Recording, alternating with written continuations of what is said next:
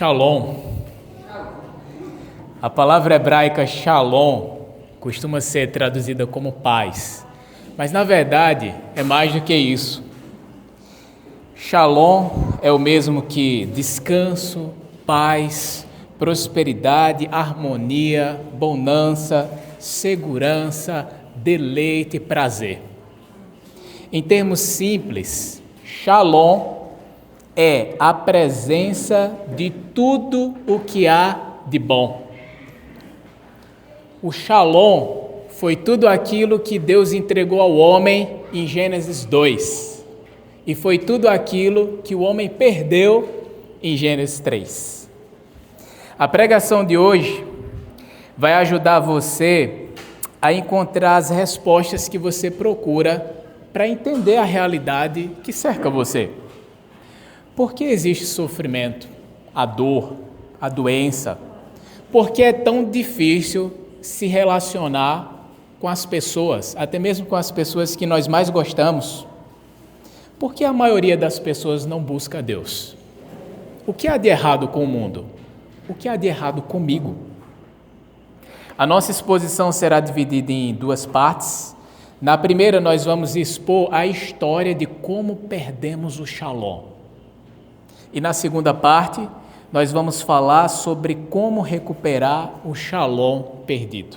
Espero que você esteja com a sua Bíblia aberta em Gênesis capítulo 3. Gênesis capítulo 3 é um dos capítulos mais importantes da Bíblia.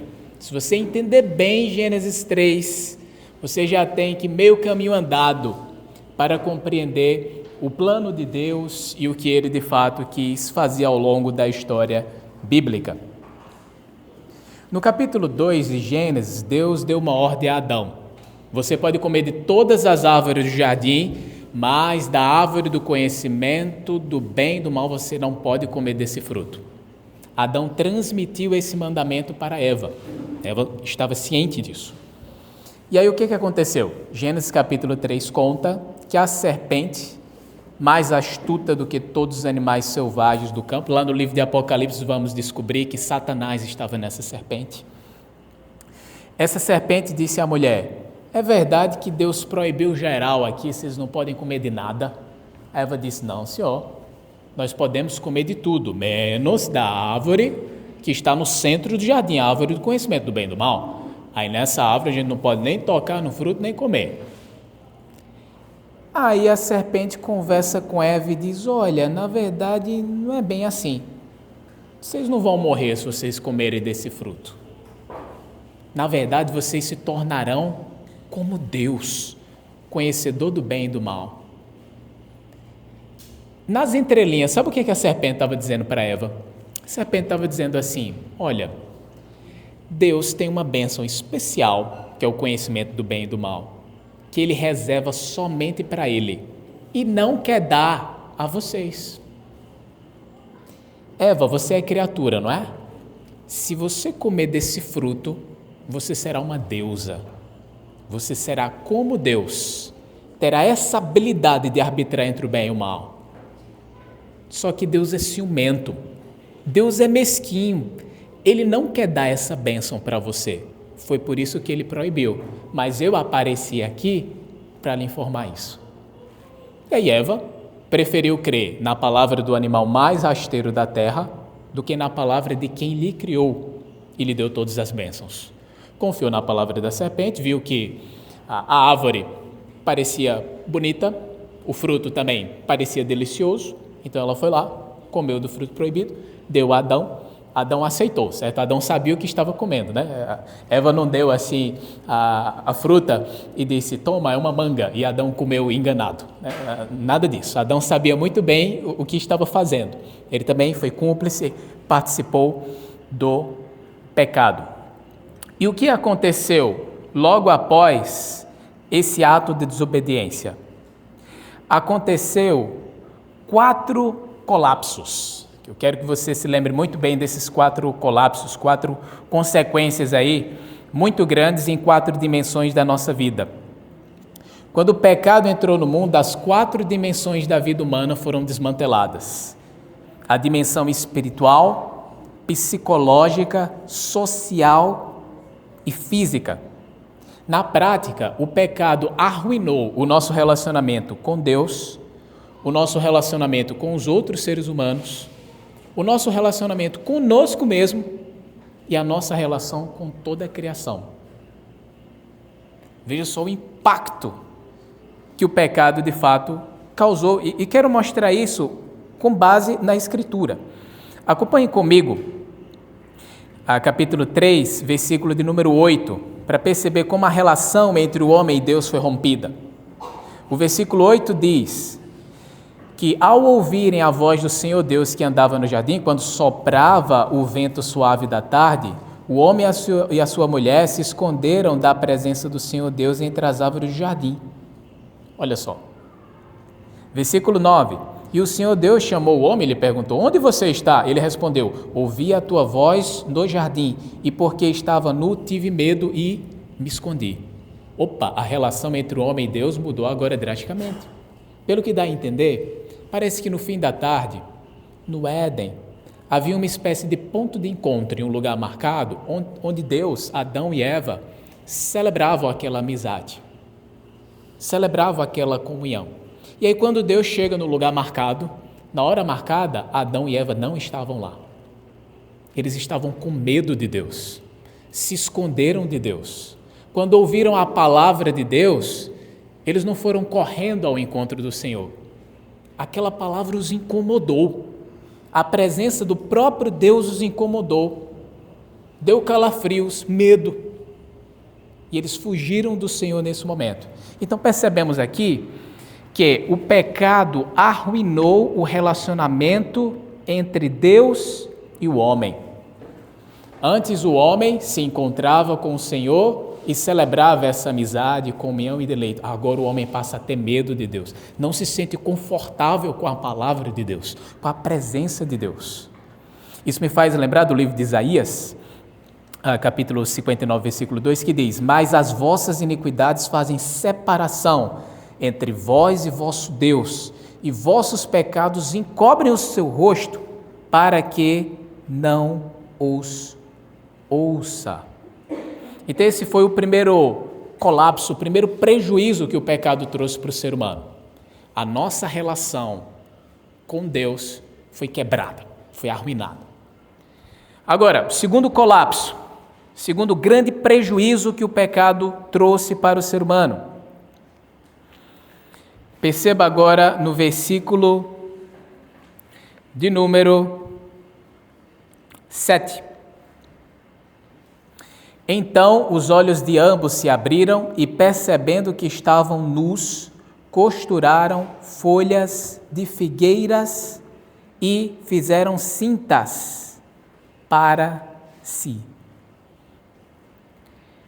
Essa é a história de como a vergonha entrou no mundo. Quando o homem se apossou do fruto proibido, quando o pecado entrou no mundo, não somente trouxe um dano para a relação do homem com Deus, trouxe também um dano para a relação dele com ele mesmo. Porque percebemos que os sentimentos foram alterados do ser humano. Antes o medo não existia, mas o medo agora entrou na cabeça do homem, ele passa a sentir medo de Deus. O medo, o desconforto, agora ele sente vergonha. Então percebemos que a estrutura psicológica do ser humano foi alterada por causa do pecado, trazendo grande prejuízo. Com certeza existe algo de errado conosco.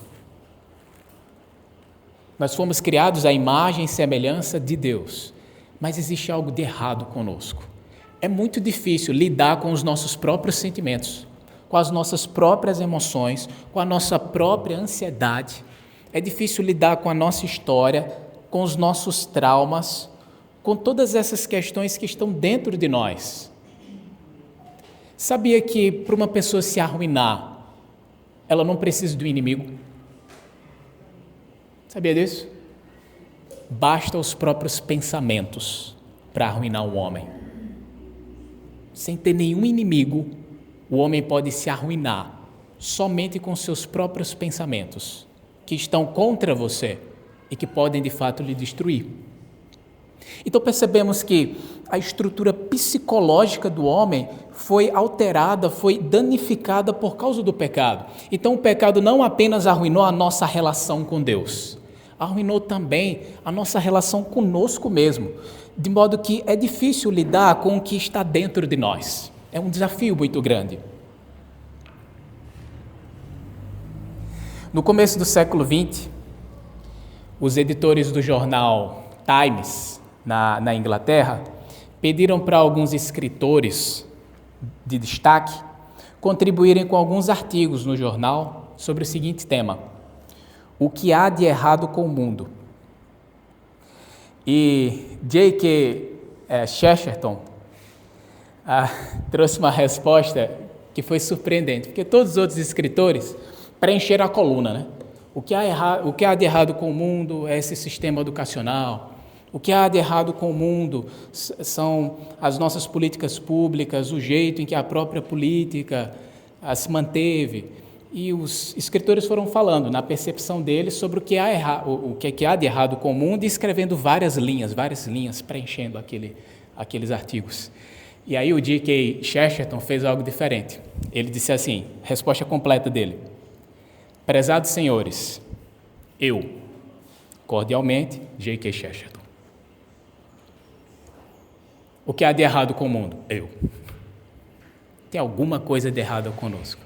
E se você conhece a si mesmo, você sabe. Você sabe. O pecado realmente mexe conosco. Agora vamos falar sobre o terceiro colapso, o terceiro prejuízo que o pecado nos causou, que eu chamo de colapso social. O primeiro foi o colapso espiritual. O segundo que apresentei foi o colapso psicológico, e agora vamos falar do colapso social, porque o pecado promoveu desordem nos relacionamentos humanos. No capítulo 2, quando Deus construiu Eva para Adão, e ele viu Eva pela primeira vez, virou até poeta. Disse: essa é carne da minha carne, osso dos meus ossos. Será chamada varoa porque do varão foi tirado. Ele ficou extremamente feliz, satisfeito. Eva era o amor da vida dele. Isso antes do pecado entrar no mundo. Mas depois que o pecado entrou, olha só como Adão tratou a sua esposa. Quando Deus disse assim para Adão: Adão, você comeu do fruto que não era para comer? O que ele disse? Foi ela. Foi a mulher que tu me deste para estar comigo. Ela me deu do fruto. Ou seja, Senhor, se você precisa responsabilizar alguém aqui, é ela, não eu. Ela comeu do fruto. Ela é a responsável. Preste atenção nessa atitude de Adão. O que Deus tinha dito para Adão no capítulo 2? Adão, se você comer do fruto, você vai morrer. Não foi isso que disse? E agora Deus pergunta para Adão: você comeu do fruto proibido? Se ele dissesse sim, o que iria acontecer? Ele ia morrer, mas ele não quer morrer. Então, se alguém tem que morrer aqui, mate-a. Porque foi ela que me deu do fruto proibido. Percebe que Adão está colocando a cabeça de Eva na guilhotina. É exatamente isso que está acontecendo aqui. Mate-a. Ela é responsável, não eu. E Eva não assume também a responsabilidade, joga a responsabilidade para a serpente e assim vai. Percebemos aqui que o pecado não somente rompeu e desmantelou a nossa relação com Deus e conosco mesmo, também desmantelou a nossa relação com os nossos semelhantes, com o nosso próximo. De fato que se relacionar com as pessoas é algo extremamente difícil para nós. Queremos até se relacionar com as pessoas que nós amamos, as pessoas da nossa casa, as pessoas da nossa família, mas encontramos muitas barreiras, encontramos muitas dificuldades. Por quê? Porque o pecado desconfigurou esse núcleo social, familiar, desmantelou esse relacionamento nosso com os outros. Agora nós vamos falar sobre o último colapso causado pelo pecado, que eu chamo de colapso físico, porque toda a criação o mundo e nosso relacionamento com ele foi afetado. Essa é a quarta dimensão corrompida pelo pecado. Porque preste atenção no capítulo 3, o pecado não somente trouxe prejuízos para o relacionamento do homem com Deus, do homem com ele mesmo e do homem com os outros, também trouxe maldições sobre a terra. Deus disse: maldita é a terra por tua causa, no versículo de número 17. A terra, criada por Deus, boa por natureza, foi amaldiçoada por causa do pecado humano. A própria estrutura da criação foi desordenada. Versículo 18 diz que a terra passou a produzir espinhos e ervas daninhas. Antes não produzia isso. A terra só produzia frutos de excelente qualidade para servir o homem. Antes a terra servia o homem. Depois do pecado, agora a terra está contra o homem. Os animais estão contra o homem. O mar quer te engolir. O mar é perigoso, não somente por causa dos tubarões, vimos os ataques, né, 2 ocorrências que aconteceram agora aqui em Recife, mas o mar é perigoso, o mar quer te engolir. Se você for lançado na selva, você morre. A própria estrutura da selva, a própria estrutura da natureza é contra você. Não serve mais você de bom grado. E para você conseguir sobreviver no meio dessa criação, que foi afetada pelo pecado e amaldiçoada, você tem que trabalhar igual um burro de carga para trazer o pão. É ou não é? Tem que trabalhar bastante para conseguir o pão. Por quê? Porque essa estrutura ela foi afetada pelo pecado, de tal modo que a criação está contra nós e nós também estamos contra a criação. O homem também polui os rios, polui o ar, faz toda essa bagunça.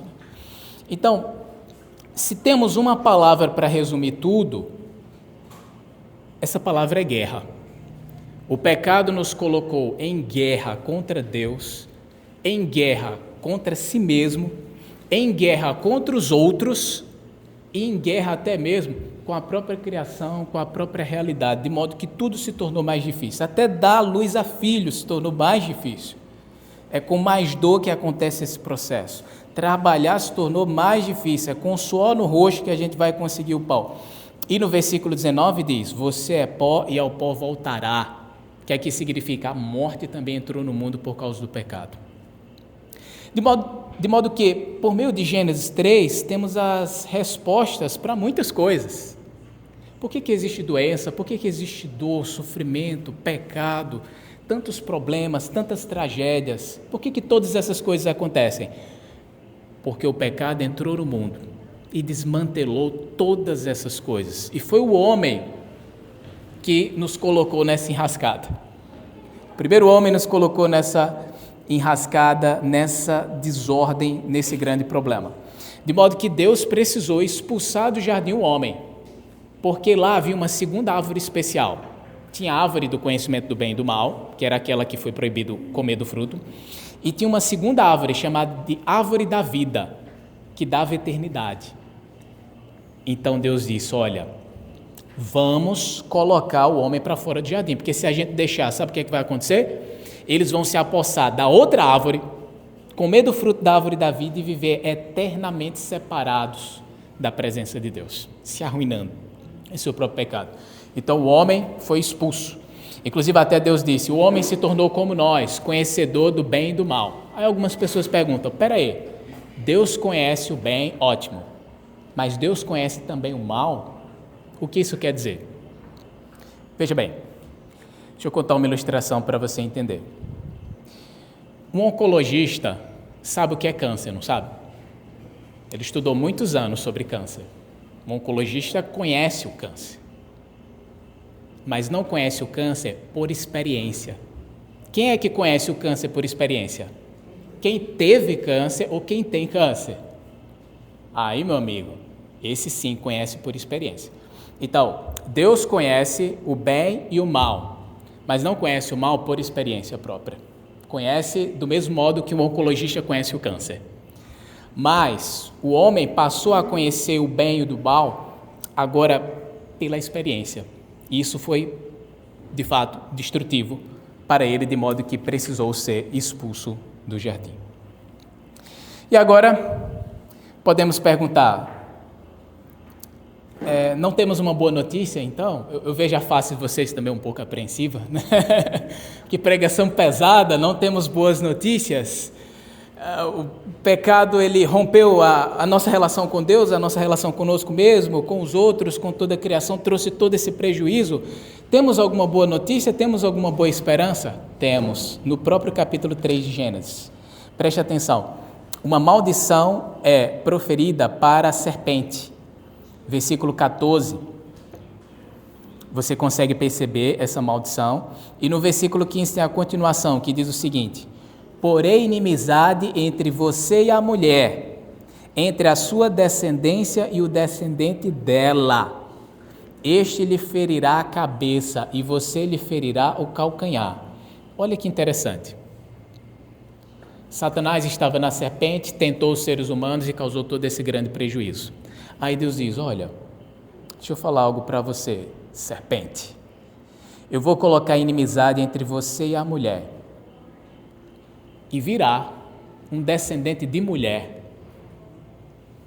que vai ferir a sua cabeça e você ferirá o calcanhar. É como se alguém tentasse pisar na cabeça de uma cobra e ela abrisse a boca na hora. Então, ela acabaria trazendo dano para a pessoa, mas você também mataria a cobra, que abriria demais a boca dela, né? Então veja, Deus está dizendo o seguinte: um descendente de mulher virá para esmagar a sua cabeça, mas ao mesmo tempo será ferido por você. É interessante que Jesus é descendente de mulher, não é descendente de homem, né? Jesus é filho de Deus e filho de Maria, descendente de mulher. E perceba que Jesus, ele venceu o diabo sendo ferido também. Então, na cruz, Jesus foi ferido, mas pelo fato de ser ferido é que ele obteve vitória. É impressionante, porque em Gênesis capítulo 3, já no começo da Bíblia, nós temos um pré-anúncio do Evangelho. Nós temos uma indicação de esperança, uma indicação daquilo que Jesus iria fazer. E sabe, meus irmãos, o que Jesus faz na prática? Jesus nos devolve o shalom, nos devolve a paz. O apóstolo Paulo diz: justificados, pois, mediante o nosso Senhor Jesus Cristo, temos paz com Deus. Adão perdeu a paz com Deus, Cristo traz de volta a paz com Deus. Jesus resgata essa paz com Deus, porque o que arruína o nosso relacionamento com Deus não são os nossos pecados. Jesus Cristo no madeiro levou os nossos pecados, nos dando perdão para termos um relacionamento real com Deus. Assim ele trouxe paz. E hoje nós temos paz com Deus. Jesus Cristo também, nessa obra de nos devolver o shalom, ele também traz paz individual, traz paz, digamos que psicológica, traz paz para nós mesmos. Porque no Evangelho nós aprendemos que se cremos que Cristo Jesus foi crucificado e ressuscitou, a nossa vida está crucificada com Ele. E agora vivemos em novidade de vida. Isso significa que não olhamos mais tanto para nós, porque nós fomos crucificados e agora uma nova vida segue adiante. Então, se não olhamos mais para nós, poucas coisas vão nos afetar. Você vai numa loja e alguém lhe trata mal, você cristão vai pensar: rapaz, acho que essa pessoa teve um dia muito difícil hoje, né? Você vai embora. Por quê? A pessoa que aprendeu o Evangelho, agora ela não está pensando em si toda hora. Veja o que essa pessoa falou comigo. Não, você já morreu, a sua vida já está crucificada com Cristo Jesus. Agora ela vai pensar: nossa, essa pessoa me tratou mal, acho que algo muito ruim está acontecendo com ela. Quer saber? Quando eu vier aqui na próxima vez, eu vou trazer um presente para ela. O Evangelho faz isso. Faz com que cada vez nos incomodemos menos com as críticas, com as humilhações, com uma série de coisas que podem acontecer. E o sofrimento que viria para a nossa cabeça em decorrência dessas coisas é muito menor, nulo e pequeno, se o Evangelho está centrado em nosso coração. Nos importamos cada vez menos com essas coisas. E isso não nos afeta como nos afetaria. Cristo Jesus também crucificou o nosso passado na cruz, de modo que agora somos uma nova criatura. Então os erros do passado também não nos assombram da mesma maneira. Porque o nosso passado, Cristo Jesus levou na cruz. Então passamos a lidar conosco mesmo de um jeito muito diferente e renovado. Cristo Jesus também, nesse ato de nos devolver o Shalom, restaura o nosso relacionamento com os outros. De modo que temos condições agora de perdoar. O ser humano, descendente de Adão, o homem do pecado, não tem condições naturais de perdoar. Mas quando eu aprendo o Evangelho, eu aprendo que Cristo Jesus me perdoou uma lista longa de pecados. Então, se Ele me perdoou desta maneira, por que eu não devo estender a mão e perdoar o meu irmão? E aí, quando essa mensagem do Evangelho vai se enraizando em meu coração, o nosso relacionamento com os outros passa a ser restaurado. O nosso relacionamento com familiares, com a igreja, com as pessoas, passa a ser transformado. Esse é o Shalom de Deus sendo devolvido pelo poder da ressurreição de Cristo e restaurando a nossa vida e os nossos relacionamentos. E por fim, Jesus também restaura o Shalom, a paz, com toda a criação. Mas essa obra ainda a gente está esperando para ver. Quando Ele voltar, aí Ele vai de fato terminar esse processo de restauração da criação. No fundo do ser humano, existe um desejo pelo Shalom. Existe um desejo por essa paz completa, que restaura todas as coisas, que nos dá nova vida. O homem sente saudade de algo misterioso que perdeu, mas ele não sabe onde perdeu. Mas é no Evangelho onde encontramos o que perdemos, esse Shalom, essa restauração completa para reconstruir a nossa vida. E pelo Evangelho, essa paz se torna real. Paz com Deus, paz com os outros, paz consigo mesmo, paz até mesmo com o funcionamento da vida, da realidade, da criação. Isso nos completa, nos preenche e nos faz viver para a glória de Deus. Amém.